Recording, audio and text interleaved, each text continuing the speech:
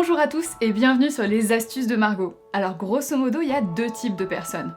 Ceux qui pensent en année scolaire, donc de septembre jusqu'à juin, et ceux qui pensent en année civile, de janvier jusqu'à décembre. Et la bonne nouvelle, c'est que cette vidéo va t'être utile, quelle que soit la catégorie à laquelle tu appartiens. Aujourd'hui, ce que je vous propose, c'est de prendre le temps de faire un vrai bon bilan de ces mois qui sont déjà passés, pour pouvoir mieux programmer les objectifs sur les 4 derniers mois qui nous restent. Oui, déjà. Et évidemment, je vais vous donner au passage 5 astuces pour réussir à atteindre vos objectifs. En l'occurrence, cette vidéo sort en septembre pour pouvoir préparer septembre, octobre, novembre et décembre, mais si tu la visionnes à un autre moment de l'année, rien ne t'empêche de faire un vrai bon bilan quand même, hein. Tu peux tout à fait le faire maintenant, tout de suite, aucun problème. Les 8 premiers mois de l'année sont déjà passés, ça fait les 2/3, c'est énorme. Vous avez probablement pris de bonnes résolutions en janvier, comme la plupart des gens, mais est-ce que vous vous en souvenez ? Est-ce que vous les avez tenues ou est-ce que vous en êtes ? Je vous invite pour commencer à prendre une feuille et un stylo et à noter en colonne toutes les choses que vous vouliez faire cette année. Par exemple un voyage ou réussir un examen.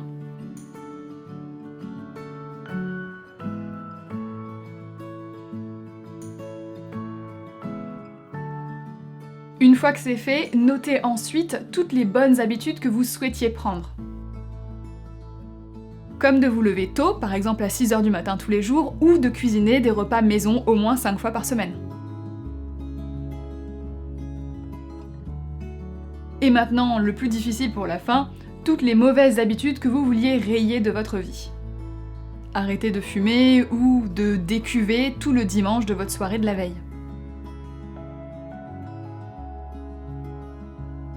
Maintenant que vous vous souvenez de tout ce que vous vouliez faire, on va voir ce qu'il en est aujourd'hui.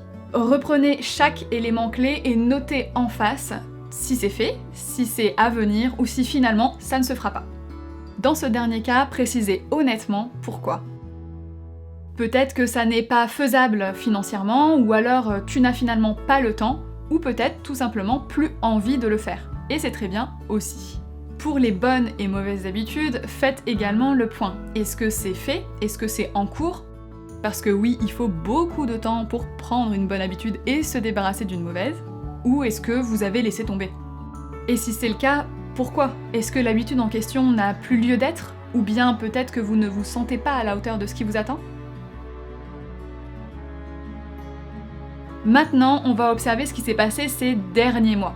Parce que dans toute vie, même très bien organisée, il y a des imprévus, et heureusement. Ce que j'aime faire, c'est scanner mon année mois après mois. Donc si vous avez un agenda, un calendrier, un bullet journal dans lequel vous notez tous vos éléments clés, par exemple des dates importantes, des examens, des week-ends, des vacances, prenez-le à côté de vous pendant cette étape, ça va vraiment vous aider à vous souvenir de tout. Et personnellement, je trouve ça en plus très agréable. Parfois, on a le sentiment d'avoir échoué parce qu'on n'a pas atteint les objectifs qu'on s'était fixés. Mais si on observe bien ce que l'on a effectivement fait, on se rend compte que là où on n'a pas repeint le salon, on a quand même entièrement trié le garage. C'était pas l'objectif initial, mais c'était quand même utile. Là où on n'a pas pu se permettre financièrement de partir 2 semaines sous les tropiques, on a quand même profité pendant 1 semaine de l'Italie du Sud et de quelques escapades en famille le week-end.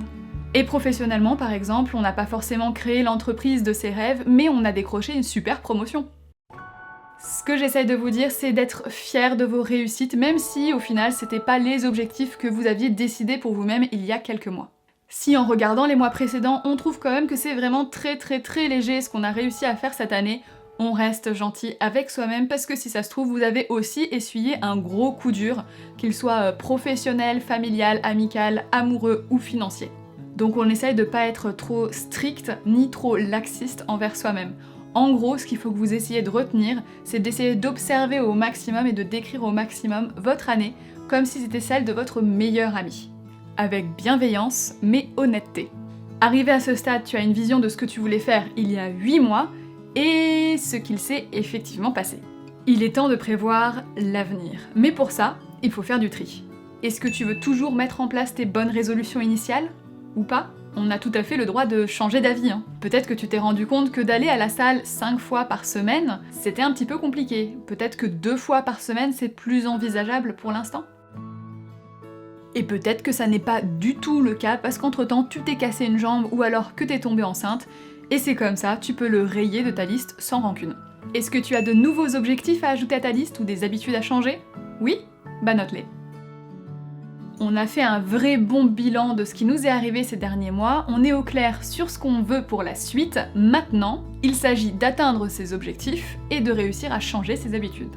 Pour tout ce qui concerne les astuces, tu es déjà paré avec cette vidéo dans laquelle je te donne mes 6 meilleures astuces pour perdre tes mauvaises habitudes et en prendre de bonnes. Pour les objectifs, je te l'ai dit au début de la vidéo, j'ai 5 astuces pour toi. Allez, c'est parti pour mes 5 astuces pour réussir à atteindre ces objectifs.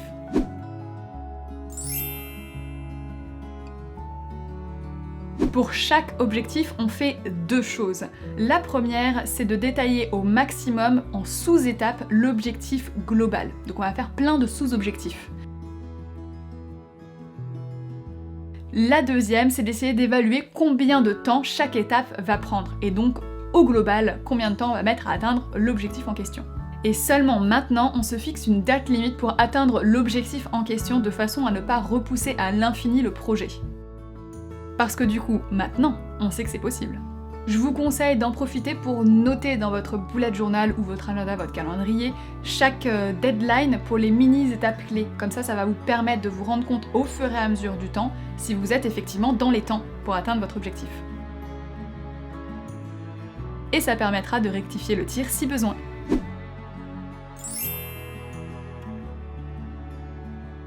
Pour réaliser votre objectif, si vous devez apprendre la comptabilité, achetez un bon livre ou prenez des cours du soir. Si vous devez vous équiper, passez à acheter de bonnes chaussures de course adaptées à vos pieds. Bref, vous l'aurez compris, donnez-vous les moyens de réussir. Ça peut être du matériel, des connaissances ou tout simplement de libérer un petit peu de temps. Par exemple, vous levez tous les matins 1 heure plus tôt de façon à travailler sur votre projet d'entreprise et de faire un petit peu de yoga.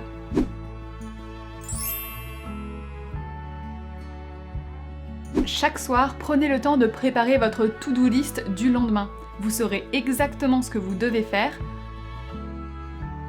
Vous ne perdrez pas de temps à hésiter sur la marche à suivre ou à penser que vous êtes à jour alors qu'en fait vous avez juste oublié le méga devoir de maths super important à rendre pour la fin de la semaine ou alors le gros dossier à rendre à l'administration avant la fin du mois.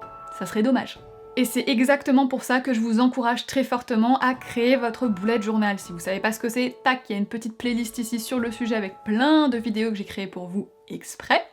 Moi, mon bullet journal, il m'aide vraiment à m'organiser au quotidien. Personnellement, tous les soirs, je me pose, je regarde mes objectifs du mois, mes objectifs de la semaine et je les répartis au sein de chacune de mes journées. Comme ça, chaque journée qui passe me permet de me rapprocher de mes objectifs de la semaine et donc du mois. En plus de toutes les tâches quotidiennes obligatoires comme de répondre aux emails bien sûr. 3 objectifs par jour, c'est très bien, ça peut sembler peu dit comme ça, mais en vrai si chaque jour vous effectuez 3 tâches qui vous rapprochent de votre objectif final, vous allez progresser très vite.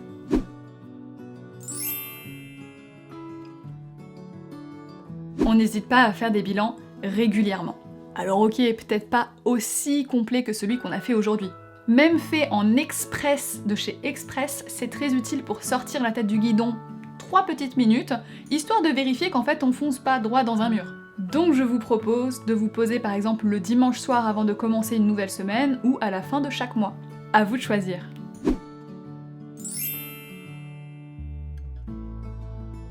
Souvenez-vous à chaque étape que ce n'est pas simple de réussir à se motiver, de prendre des risques ou de sortir d'une routine certes imparfaite, mais confortable. Si c'était si simple, tout le monde le ferait. Chaque petit pas est une victoire. Soyez fiers de vous, de vouloir aller plus loin, de créer, de découvrir, de partager, de vouloir le mieux pour vous. Et surtout, souvenez-vous, le principal, c'est de faire du mieux que l'on peut, avec ce que l'on a, donc ne te prends pas la tête, prends la vie avec philosophie et sois heureux.